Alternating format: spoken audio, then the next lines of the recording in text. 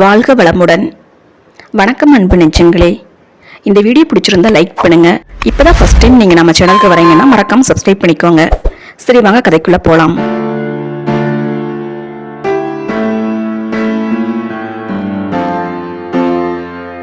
அவள் பெயர் சாந்தா. பெயருக்கு ஏற்றாற்போல் சாந்தமான முகம்.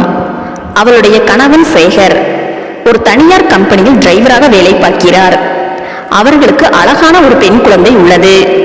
5 வயது நிரம்பிய நர்மதா தான் அவர்களின் செல்ல மகள்.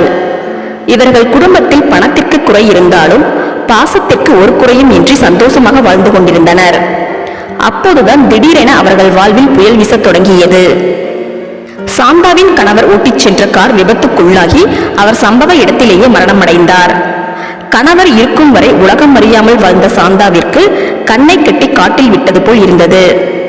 கணவர் சென்ற இடத்திற்கே சென்று விடலாம் என்றால் எந்த பாவமும் அறியாத பச்சிளம் குழந்தையை தனியாக விட்டுச் செல்ல மனமில்லாமல் தன்னைத்தானே சமாதானம் செய்து கொண்டாள் சாந்தா. இனி தன் மகளை ஆளாக்கி பார்ப்பதுதான் ஒரே லட்சியம் என்று கூலி வேலை பார்த்து தன் மகளை படிக்க வைத்தாள். தன் மகள் எந்த குறையும் இல்லாமல் வளர வேண்டும் என்று தன்னைத்தானே வருத்தி கொண்டு வேலை செய்து தன் மகளுக்கு அனைத்தையும் பார்த்து செய்தாள். இந்த பாதுகாப்பற்ற சமூகத்தில் ஆண் துணை இல்லாமல் ஒரு பெண் தனியாக போராடி வாழ்க்கை நடத்தியதில் தன் சாந்தமான குணத்தில் இருந்து சற்று இறுகிப்போன மனநிலைக்கு மாறி போயிருந்தாள் நர்மதாவின் தாய் சாந்தா.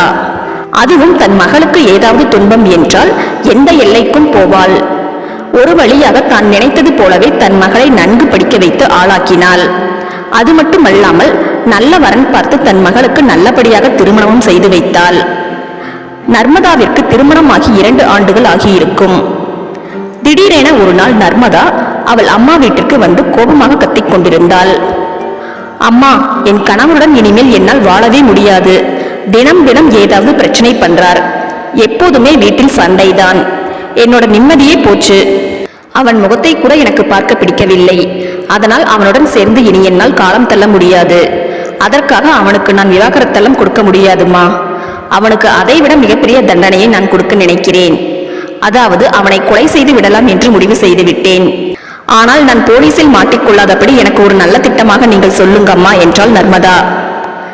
அதை கேட்ட நர்மதாவின் அம்மா எந்தவித பதட்டமும் இல்லாமல் தன் மகளையே பார்த்து கொண்டிருந்தாள். ஏனெனில் தன் மகள் நர்மதாவின் பிடிவாத குணத்தை அவள் நன்கு அறிவாள்.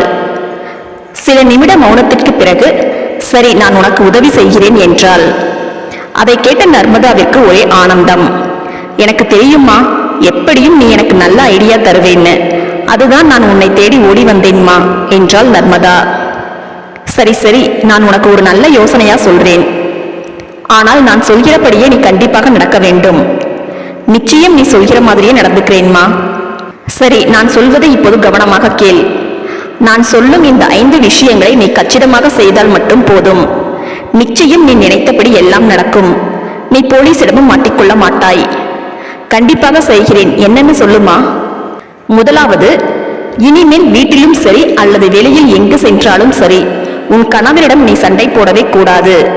அப்போதுதான் உங்களை பார்ப்பவர்கள் எல்லோரும் இவர்கள் மிகவும் அன்பான தம்பதியர் என்று நினைப்பார்கள். இரண்டாவது, இனிமேல் எப்பொழுதுமே நீ உன் கணவரிடம் மிக அன்பாகவும் அனுசரணையாகவும் தான் நடந்து கொள்ள வேண்டும்.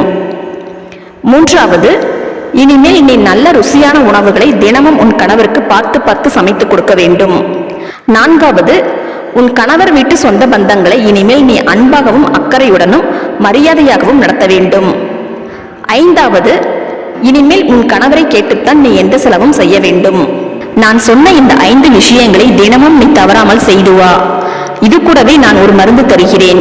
உன் கணவர் இரவு தூங்க போகும் முன்பு அதை 1 ஸ்பூன் அளவு பாலில் கலந்து கொடு. 3 மாதம் யாருக்கும் எந்த சந்தேகமும் வராமல் உன் வீட்டுக்காரர் இறந்து விடுவார். ஆனால் கவனம், நான் சொன்னபடியே நீ தினமும் நடந்து கொள்ள வேண்டும்.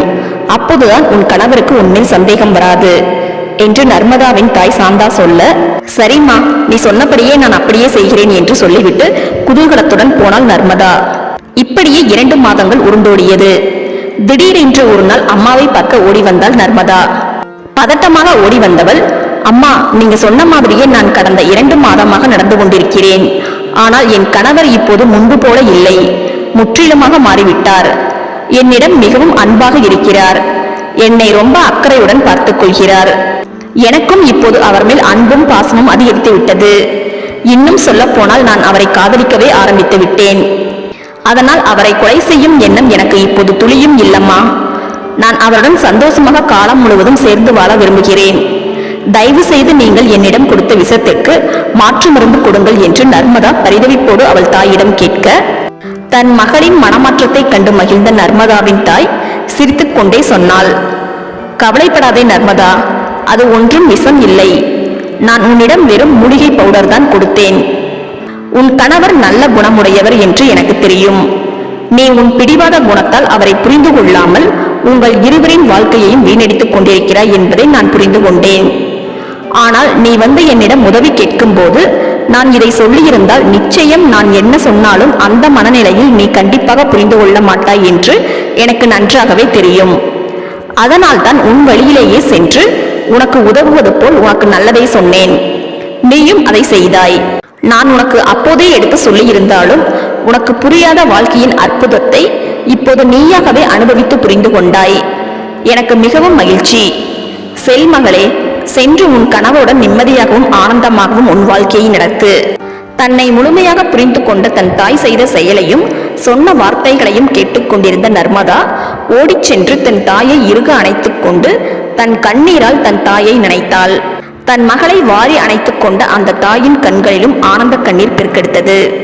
இந்த கதை உங்களுக்கு பிடிச்சிருந்தா லைக் பண்ணுங்க, உங்க நண்பர்களுக்கும் ஷேர் பண்ணுங்க. அப்படியே நம்ம சேனலை மறக்காம சப்ஸ்கிரைப் பண்ணிக்கோங்க. கூடவே பெல் ஐக்கானை பிரஸ் பண்ணிக்கோங்க. அப்பதான் நம்ம போடுற வீடியோஸ் எல்லாம் உங்களுக்கு உடனுக்குடனே நோட்டிபிகேஷன்ல வரும். நன்றி அன்பு நெஞ்சங்களே.